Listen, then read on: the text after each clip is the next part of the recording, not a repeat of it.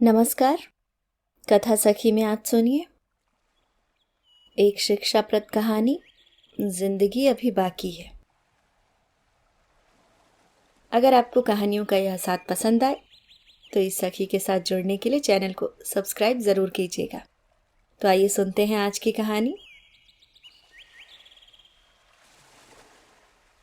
अरे देविका, इस उम्र में यह लाल चटक रंग का कुर्ता, लोग क्या कहेंगे?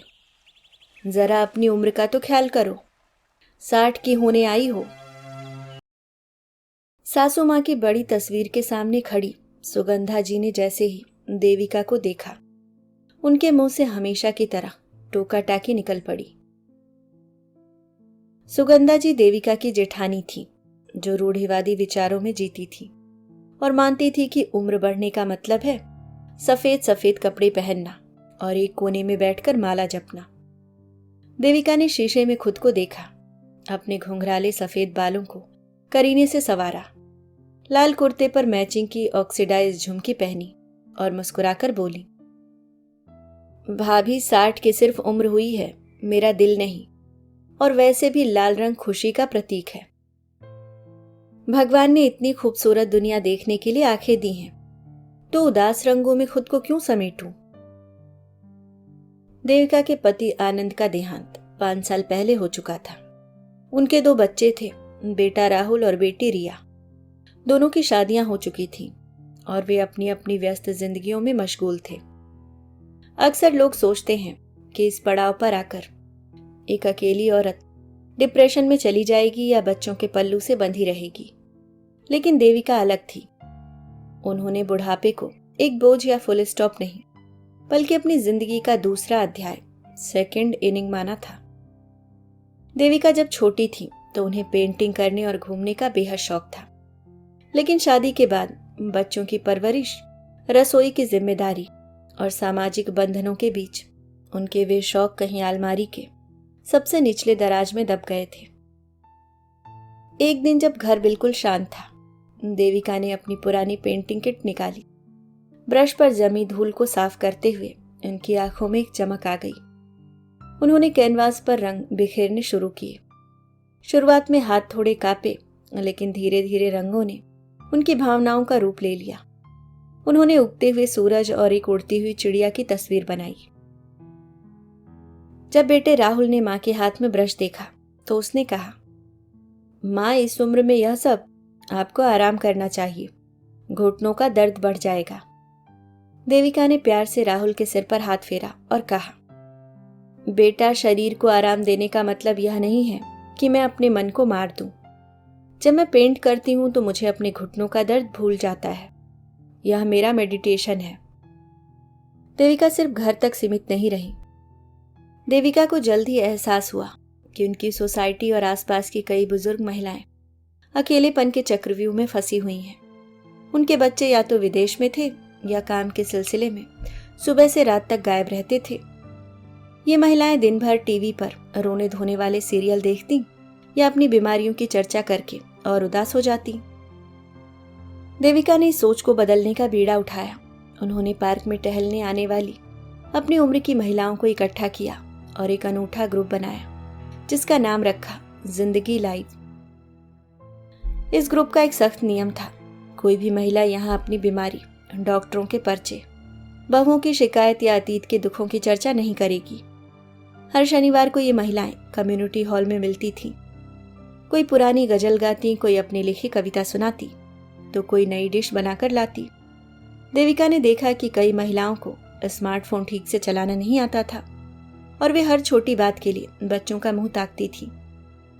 देविका ने वर्कशॉप रखकर उन सभी को यूट्यूब चलाना, ऑनलाइन बैंकिंग, व्हाट्सएप पर ग्रुप कॉल करना और कैब, ओला, उबर बुक करना सिखाया।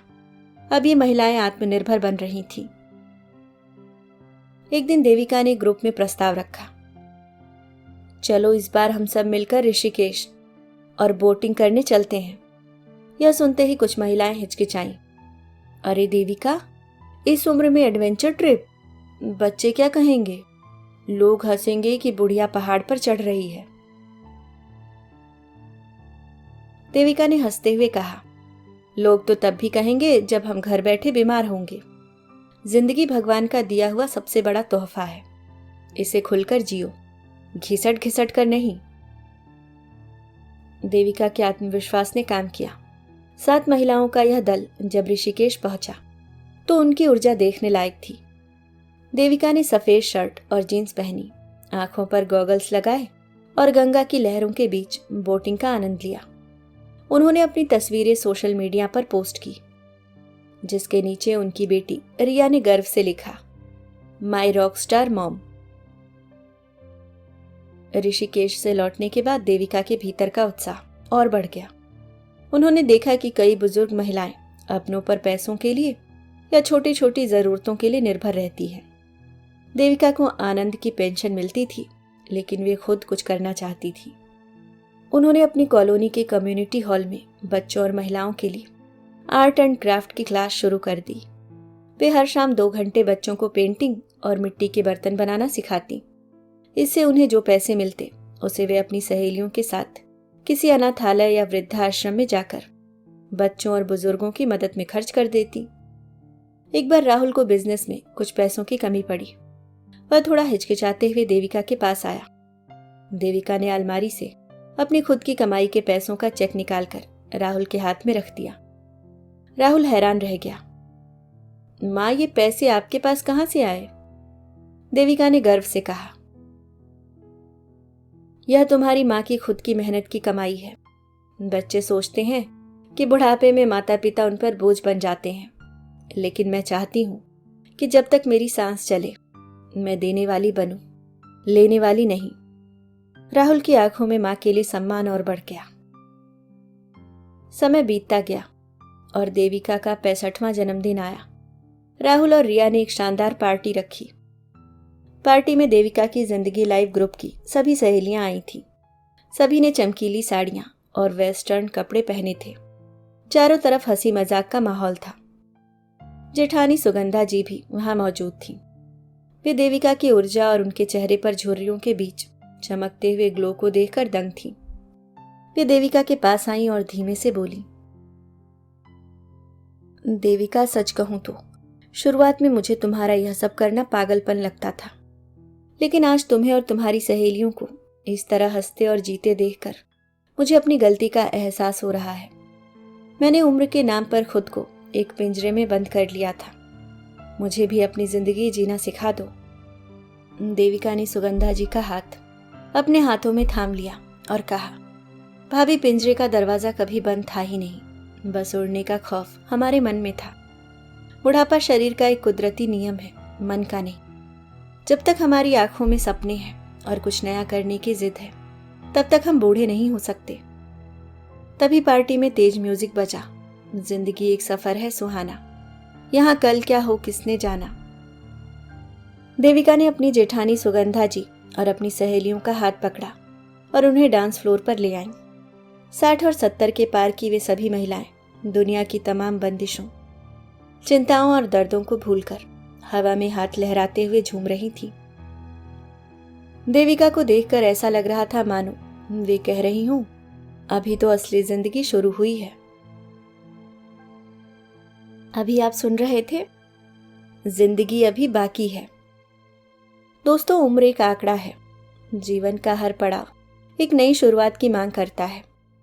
बुढ़ापे को अकेलेपन और लाचारी का पर्याय बनाने के बजाय यदि सकारात्मक सोच, आत्मनिर्भरता और जिंदादिली को अपनाया जाए तो जीवन का यह अंतिम पड़ाव सबसे खूबसूरत और प्रेरणादायक बन सकता है।